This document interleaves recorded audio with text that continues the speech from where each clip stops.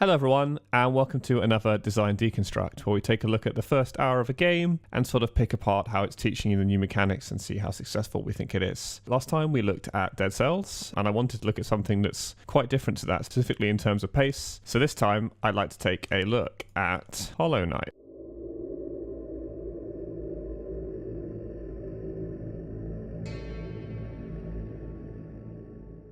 Okay, so again, I just want to go in fresh. You can see I have played it before, but I'll admit it's quite a long time ago. I'll go in fresh and just see how we feel about the game. So, yeah, last time we looked at Dead Cells, which is obviously has a much faster pace. You're playing within, God, I don't know, 20 seconds? The pace of this is obviously quite different. And they immediately set this expectation by the length of the intro you get. You've obviously got a lot of text to read here, which is fine. Already you're kind of setting up some mystery because you wonder who this person is who wrote this, if you're going to encounter them. And obviously you've got the slow fade on the text. So everything, the pace is more relaxed. They're not afraid to show black space like this. Which, hey, I think suits the mood. And we have some, you know, some really nice artwork here. So I'll try not to spoil this too much.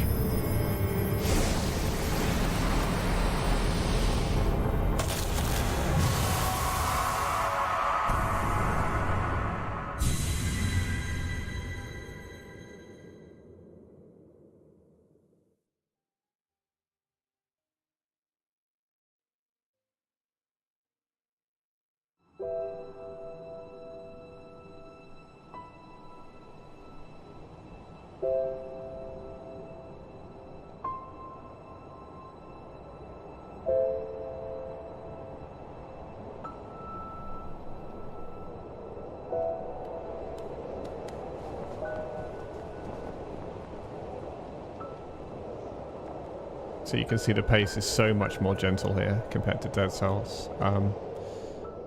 Yeah, there's just, by design, much less going on. Again, all these fades to black, it's not afraid to let you sort of sit and think about it. But finally reached gameplay. Dead Cells starts about here, so this is the difference. We've already had our expectations set that this is probably going to be a slower, more methodical experience, and that's fine. So you see the HUD pops in top left straight away. I can't, again, in this case I have played it a little bit, so I do know what those are, but let's pretend I didn't. So I know that exists, but I don't know what it is. So you can see the credits start to fade in. I'm just deliberately waiting to see if we get any instruction to move, but I think the assumption they make here, which many people do, is that you will figure out how to move by yourself. You know, hey, you would hope they would. So you move the left stick to move around, fine. And I do have, I see you can look up and down, but not left and right, it seems. Okay. So pretty much straight away, we're going to encounter our first gate.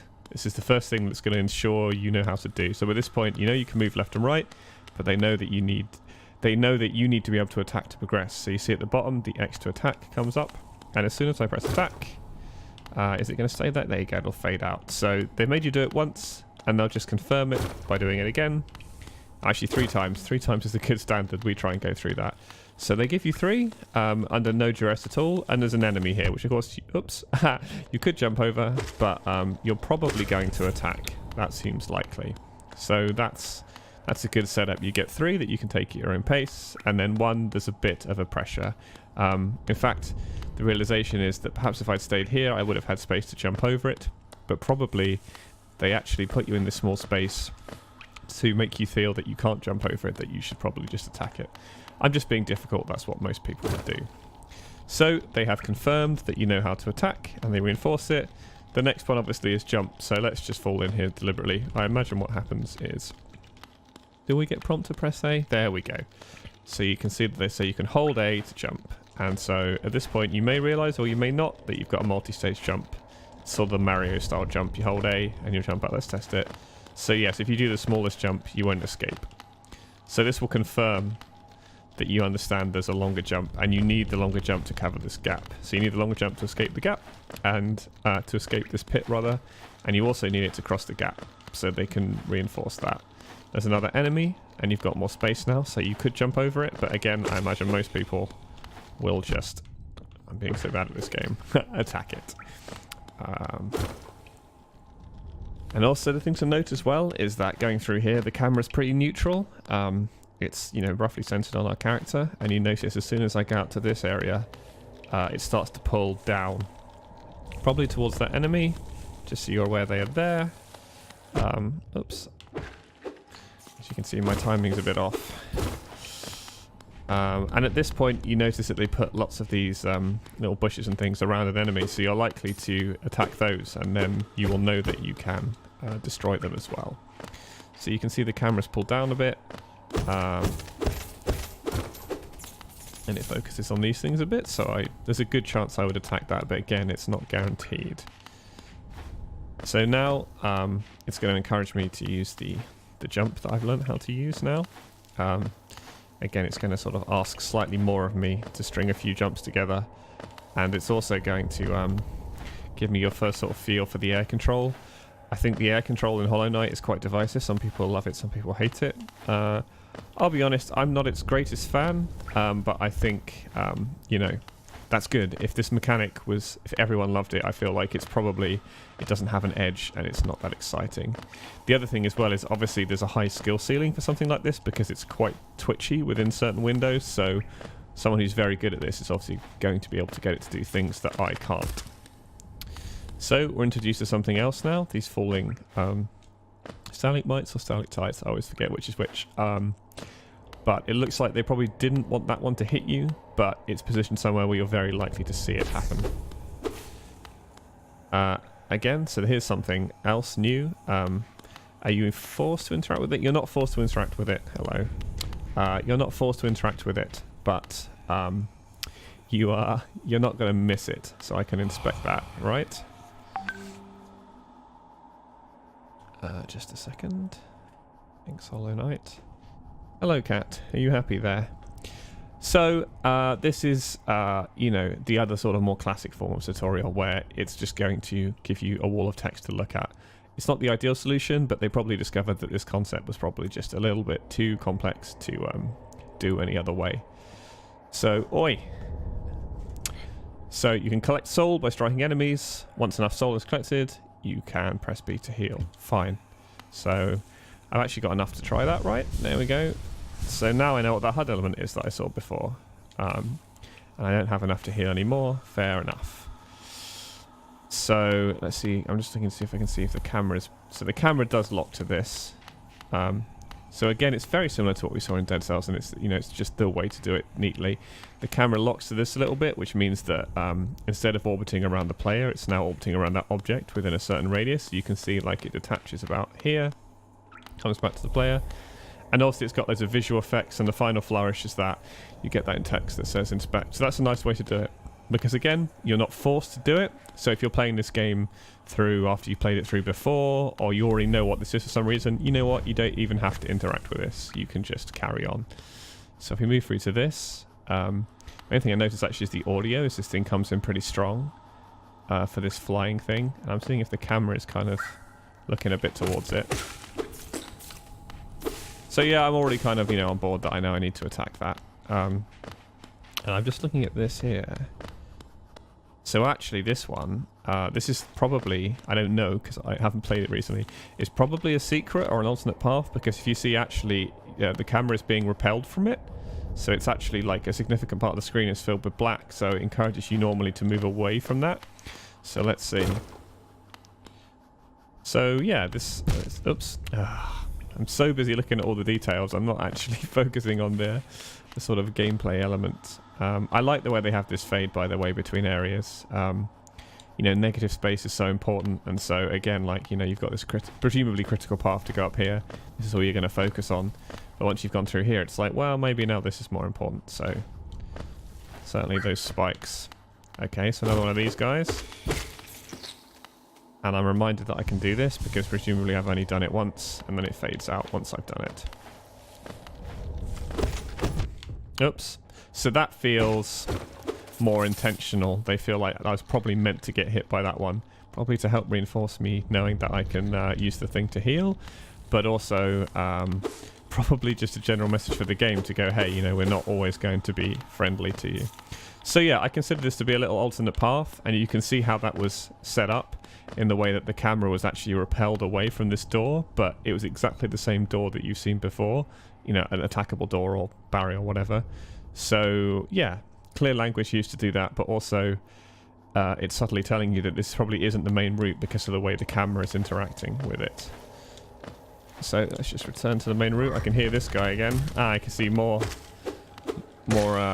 You can see that the things running from the ceiling are getting more aggressive. Like the first one was, you know, relatively unlikely to hit you, and I would argue these other ones are probably much more likely to hit you. So they do a lot with the audio, foreshadowing things. Like for example, this guy up here, you can hear him from quite a long way away.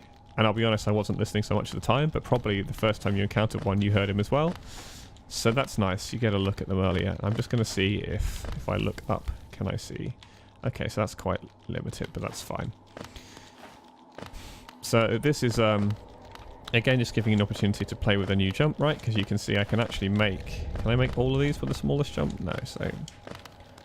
Yeah, just different jump heights. Again, it's under no pressure, so you can just mess around with it. It's gradually going to help you.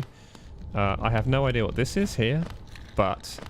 Again, what draws me towards that is just, I'm just following this line along the floor. It makes sense that I would keep going, repeating the pattern, and also the camera sticks to it. You see, like, as I enter the room, it moves up. And as it moves up, and I look towards it, and then there's some like other visual effects on it. And because the only interaction I know is attack, I'm going to attack it. And that gave me some blue stuff, which I don't know what it is, but it sounds good. Extra temporary health would be my assumption. Again, I don't know anything deliberately. Oops. I keep forgetting I can't, like, attack down in quite the way I expect I can. And also there's a bit more range on the attack than I'm giving credit for, even though the animation very clearly shows it.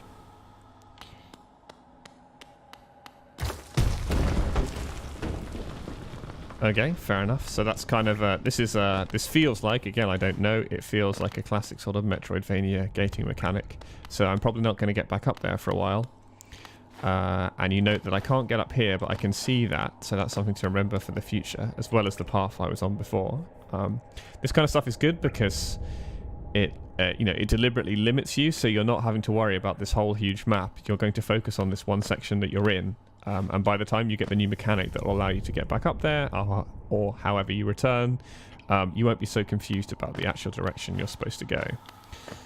So again, there's some, you can see through these, so that's kind of interesting. It's a bit of mystery.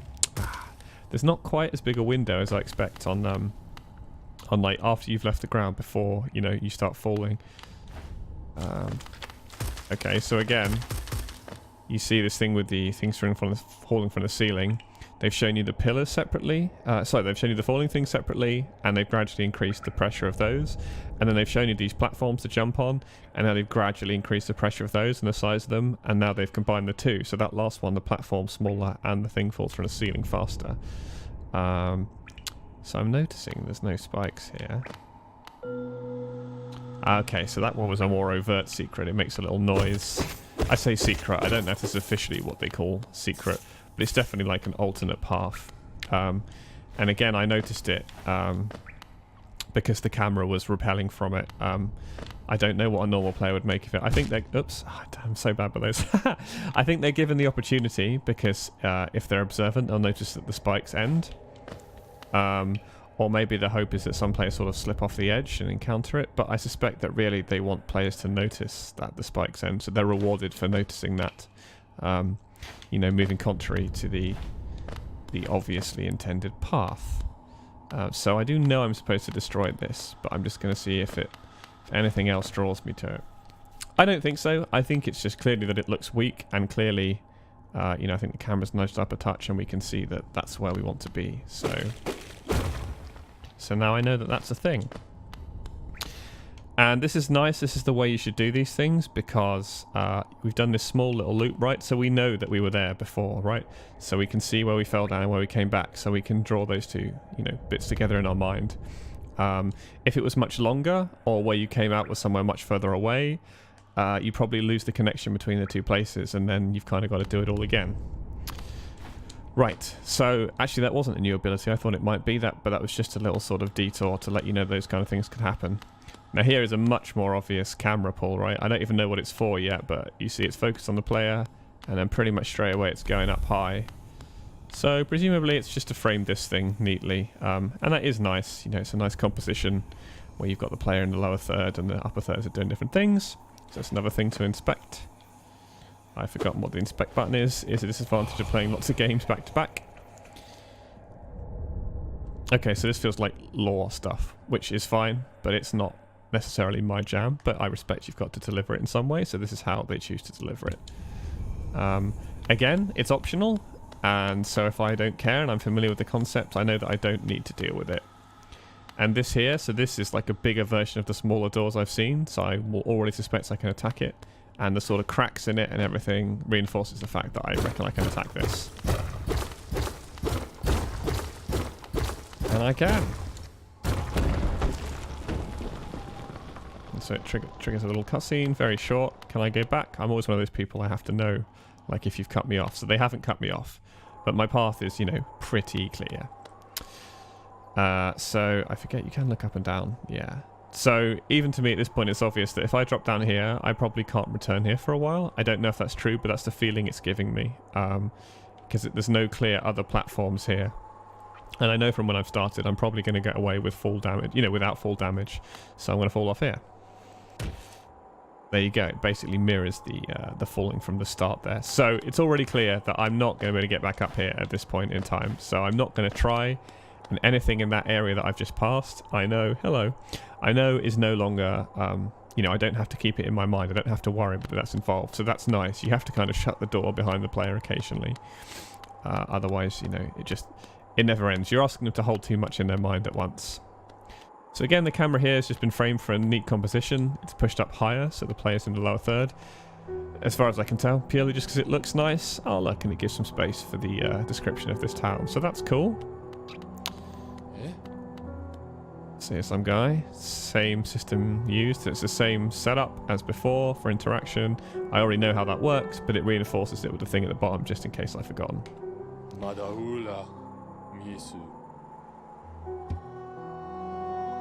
Headed down that well, one by one into the caverns below, so it's already given me an idea that, you know, I should probably have a look down there. So as I said, in the interests of, you know, the focus for this on design, I'm not particularly reading this text, I'm skipping through it. I get the idea. Okay, so he's given me sort of an idea of where I might go, but doesn't force me to do it. There's a bench here, it tells me what it does, so pretty obvious for me to see what it does. Affects the HUD at the top left. Yeah, you know, no more to it, but that's all we need. So naturally I'm going to try these other ones.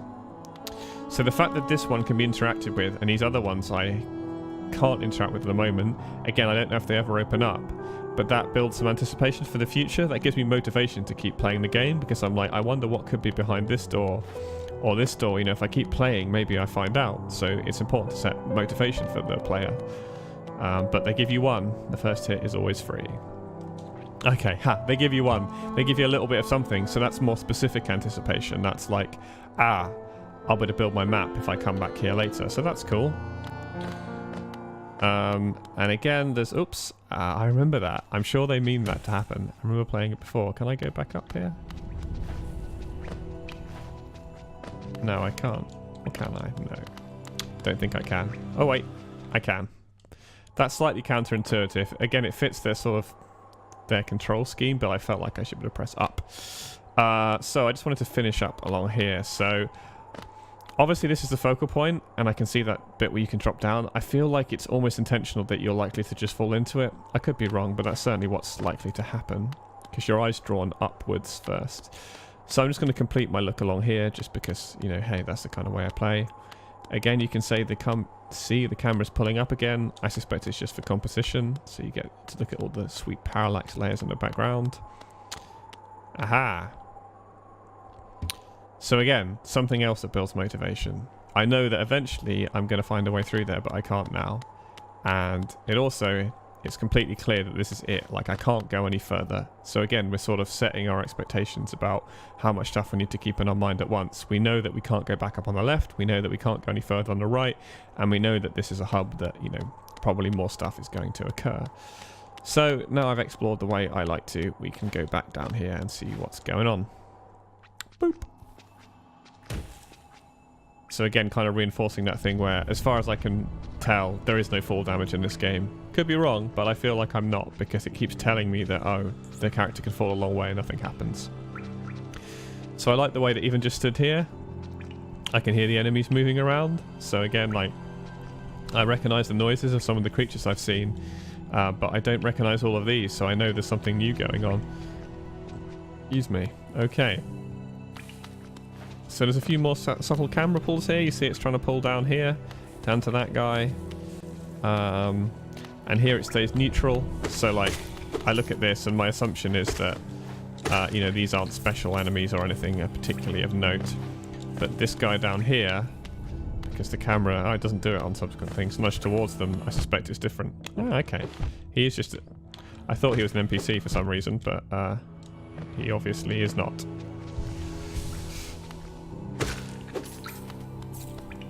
Perhaps he's just a new enemy, that's why it was interested. I like the way the bodies stay behind, it's kind of a bit creepier. Okay, so that was just, you know, a soft introduction to a different enemy type. These ones were the same ones I'd seen before.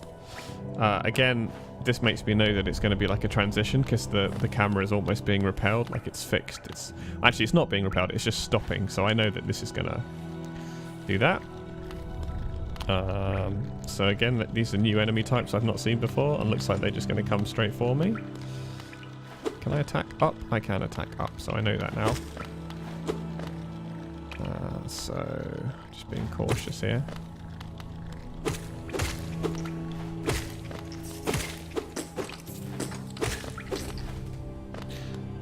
So again, this thing, I like the way this game, you know, it's very slow and methodical, and it doesn't yell and shout things when it doesn't need to. For example, this thing here, I don't know what it is yet. I know it looks like a lift, obviously, but all I need to know is that, you know, the camera's interested in it, it's holding focus on it a bit. So you know what, at some point it's probably a useful thing, but it doesn't need to, you know, yell and scream about it, which is cool. So, oopsie. These are very Metroid style platforms. Just do a bit of healing.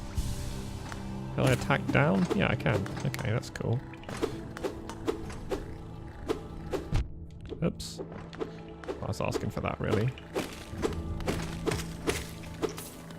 So yeah, I just wanted to, you know, see where the bottom of this was. I wasn't particularly drawn to it.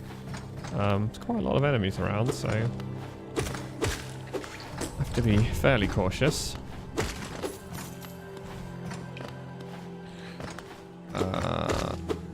Okay, well, let's just go down here. So this is glowing in the same way that the thing at the top was. So my feeling is that it's safe to do this. And it was. That's nice. And then I like... See, they do it all the time, but they're doing it very overtly here. I like the way you hear stuff before you see it, and that builds your interest. So even though it was only a second or two before I saw this guy, you know, I had a moment of wondering what it was about. So I'll listen.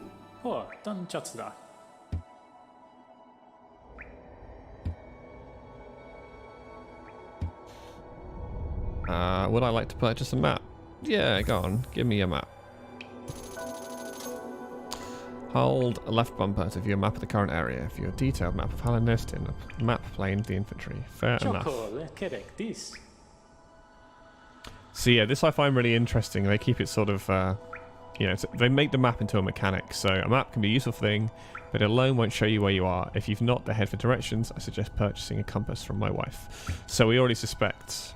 there you go. In fact, they overtly tell you. So she's the person up at the top in that room that wasn't open. So I really like the way they gamify the map in this. They strip away components of it and gamify it for you. So they're like, oh, well, if you want the whole map you're used to having, you have to earn it.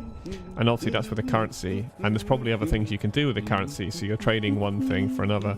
I also really like the way that you can walk around while looking at the map. I don't know why. I just think it's cool. Little animation of him walking around. Anyway, let's have a look. So it looks like there's no falling damage, there's just spikes. That's my takeaway. Haha, okay. Should have seen that coming. But yeah, so I'm just exploring at the moment. And you see they give you a little bit of foreshadowing of these worm things.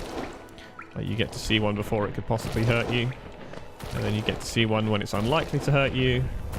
And now like, so they're just gradually, you know, ramping up the difficulty of the encounter. Okay, just check the time here. Yeah. Again, it's cool, the sound effect. I hear it before I see it, so...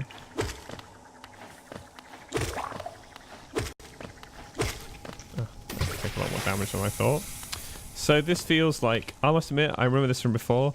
This stuff doesn't look super dangerous to me. I was kind of like borderline, but I know that it is.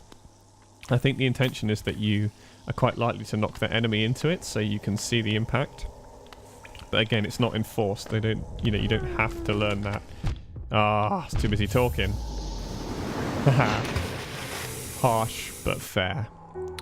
So I think, you know, it's happy to smack you down pretty fast. But hey, there's something new here now, so not all bad. So we know who this is from talking to the other person, the husband. So let's see what she sells. So somewhere in here there's a compass, isn't there? I want to say compass. Compass. So I don't have any, whatever the currency is called. But you can see like you're trading that against these other things. So you even have to pay for the markers. Every element of the map you have to pay for, which is interesting because they said it turns it into, you know, you end up with this opportunity cost. It's like, well, I could make my navigation easier, but then it's going to take me longer to unlock the other things. If you're like me, you probably need them anyway, but I imagine many people don't.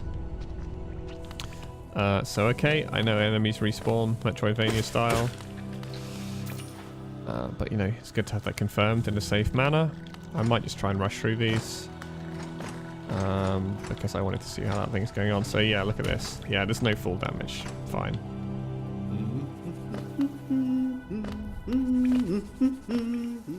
Oh, that was lucky. And then I ruined it. Ah. It is very slippery.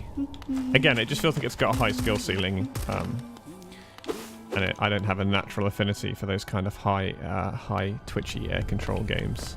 I respect them, just not very good at them.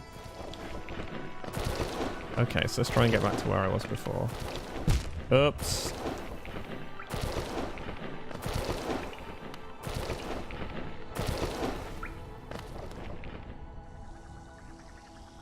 Oh, I see. I should have killed some stuff to gain some souls. That was a mistake. Oh well, kill this guy again. Hang on, did he do that last time? Maybe I killed him too fast.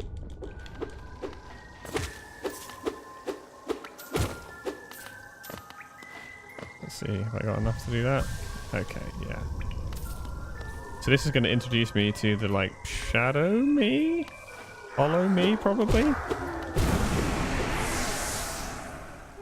Okay, which restores the stuff on my HUD, that makes sense. And I remember that from last time. This guy seems friendly.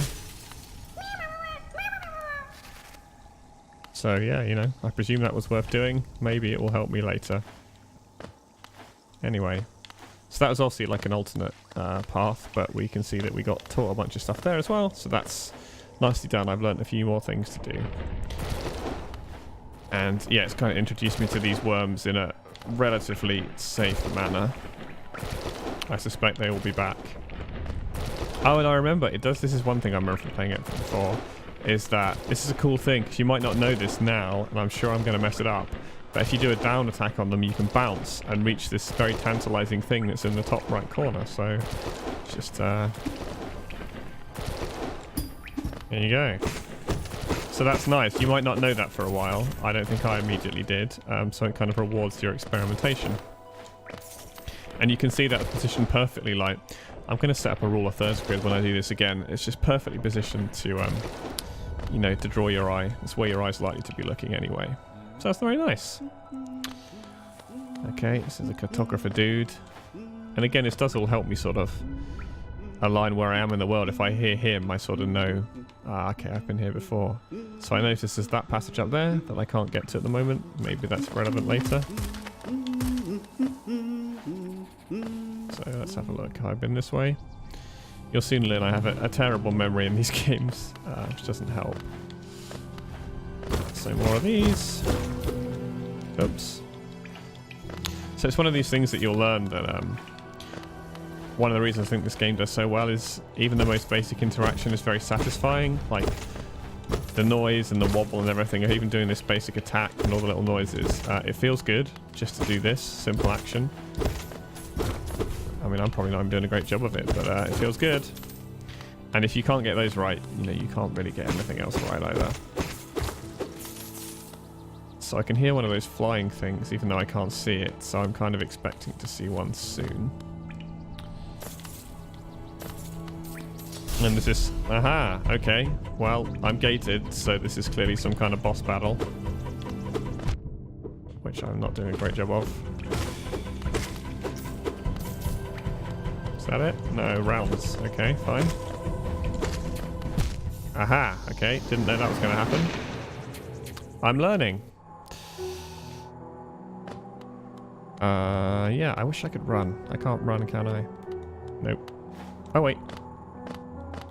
Does it click? If it is, like, click the left stick. It didn't tell me that. Not sure. Anyway, okay. Let me try and retrace my steps. So those dots presumably are where I died, and I have to decide where I am. I think I know where I am. So let's carry on back over here. I should probably kill these things to harvest the currency, which is, yeah, it's pretty good justification for, you know, them respawning and you having to do it again. Which normally I'm not a huge fan of that sort of thing, but it makes sense. Oops. Sometimes they blend in with the background a little bit, but you know, I should still be paying more attention, so I can't blame them for my inadequacies. And again, I shouldn't have done that, but it was kind of fun, so no surprise I took some damage. Mess around with that down attack, that's quite fun. Okay, so let's get back to where I died. Can I go through here? Nope, just checking. Okay, this way, right? Yeah, this way. And then there's... So is this going to be extra hard now? Yeah, it is. Okay. So I know these things can spit stuff now, so I'll keep an eye out for that. I think it always comes at an arc, so if I get below them, I'm probably okay.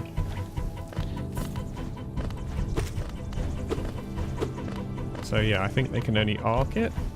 So if I stay... Oh no, they can pretty much go straight down. Okay, well, I'm learning. It's kind of how these games go. Okay, so I killed the two waves. All the gates opened, and the music sort of fading down, so I think that's like a sort of soft introduction to what the boss battles will be like. Now this couldn't be more overt if they tried, really. It's a position you're going to have to pass as well. So, hey, that looks interesting. And the other thing is, in platformers, you'll find that players naturally always want to go up and to the right. It's just kind of hard-coded. Okay. So again, the camera's pushed up, so these always strike me as rooms like, you know, that they just want a nice composition. And what I might find is, as we keep playing, we might find that this particular camera composition implies safety. I'm not sure that it does, but I feel like it probably does. So just a nice place to sit down here. So this didn't lead to anything new in this instance, but okay. Just checking. So yeah, that's an interesting thing. Perhaps that's true. Perhaps we'll find that actually this camera composition where you're in the lower third is probably an indication, like a subtle indication of, what do I say, safety. So let's try going this way. Let's just go somewhere else. It does. So I can already hear the worms, and I already know about this guy. And I know what he does. Can I just do this? Yeah. Okay, so at this stage, the down attack is very powerful. It doesn't seem like anything particularly counters it. Presumably later on, you'll get some enemies that will have a hard or soft counter to that. So you get this kind of, what's it called? Like sawtooth difficulty. You go from feeling, you know, overpowered to underpowered to overpowered, and that's kind of the cycle you want. So it's a very light time-based challenge here.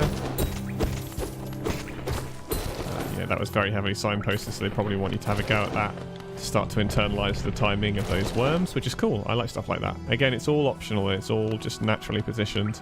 You don't feel like you're being forced to do anything. It's just, you know, presenting a bunch of options to you and subtly suggesting that it might be a good idea to do them. So more worms. Again, you see the timing starting to get slightly more intricate, so it's sort of encouraging you to figure it out. Right, so I'm following this signpost now, which I presume is a different one. I didn't... So can I do that? Okay. So now another thing, like if I see a glow like this on the bottom edge of a screen and I never see below it, then I assume that's a safe travel thing. And I imagine that's probably consistent everywhere, so we'll keep an eye on that and the sort of the camera composition to see if, you know, it's an indication of safety. Because I suspect it is. Oops. So let's have a look over here. I noticed something. Okay, so again we've got this, it's not quite the same, but similar camera composition. So looks like safety. This looks important because the camera's interested in it, and obviously on the way to looking at that you'll pass this, which will show you the inspect thing. So boop. A toll machine with the symbol of a stag. Insert geo, why not?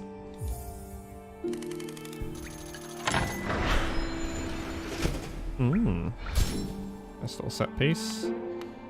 It's obvious I have to attack this, because what else could I do? Cool. Loads of character in that.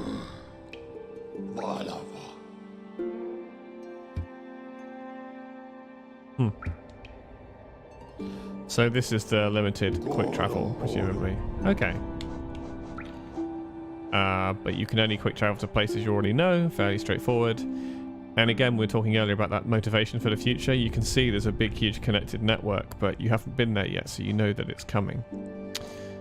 So let's just travel back home for now, because I think we're nearly at time. I like to do the sort of the sort of 30-40 minutes of the game, I think gives you an idea of generally where it's going and how it wants to do things. So we've got this lift. Cool. What is this? That cools the lift, presumably? Yeah. Cool it by attacking it. Of course you do. That's how you work in this game. And we go out here. Now I'm interested to see where this puts us. Aha! Okay. So one of the doors that we now know about has linked us back to this hub. So that's cool. Yeah, but obviously this game is very long, so there's loads more to it. But I think actually that gives you a pretty good idea of the way they like to do things compared to Dead Cells. Well, compared to all of these kind of games. This is a much more slower, deliberate paced game. So let's just move back over here. Yeah, you know, it's much more slower, much more deliberate pace, but I really like it. I like these games where it offers you these choices, but you don't have to take them. If someone's playing it for the second or third time, they can speed run through all of that without anything slowing them down. Though there's optional things where it gives you more descriptions, but you don't need them. I think that's great, and there's lots of valuable stuff to take from that. So hopefully this is useful. Hopefully you got a little insight into kind of our thought process when we're going through the design. Do let me know if you'd like to see more. Thank you very much for watching.